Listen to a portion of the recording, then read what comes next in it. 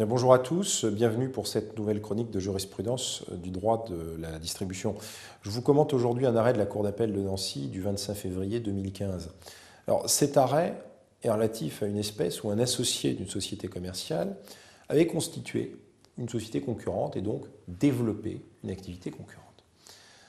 Alors, ce qui est intéressant en l'espèce, parce que cette solution se retrouve finalement fréquemment chez les franchiseurs ou chez les franchisés qui viennent faire concurrence à leurs franchiseurs.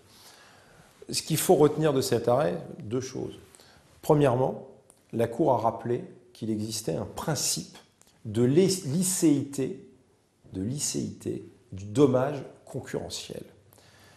En d'autres termes, l'atteinte à la clientèle d'un opérateur économique par l'effet de concurrence n'est pas en soi répréhensible. En d'autres termes, l'activité de concurrence, évidemment, est légitime, elle est permise.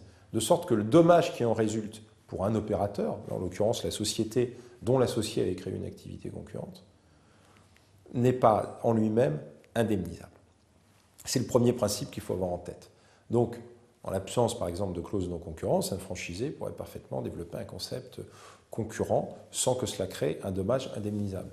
Il en irait de même d'un associé du franchiseur qui créerait un réseau concurrent en l'absence de clauses spécifiques des statuts ou du pacte d'associés le lui interdisant. En revanche, la faute peut être retenue s'il existe un parasitisme.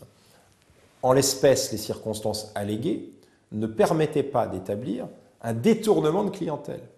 Il faut donc, pour qu'il y ait un préjudice indemnisable, qu'il existe finalement un détournement de la clientèle concernée par des actes habituellement qualifiés de concurrence déloyale, parasitaire en jurisprudence.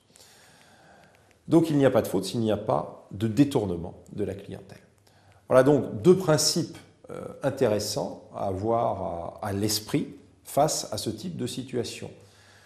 Mais ce qui, encore une fois, et vous savez que c'est un de mes credos, doit pousser les opérateurs économiques à anticiper ce genre de situation et à se doter des outils contractuels propres à prévenir ce type d'acte de concurrence et donc à l'interdire par des clauses appropriées pour protéger ses positions concurrentielles.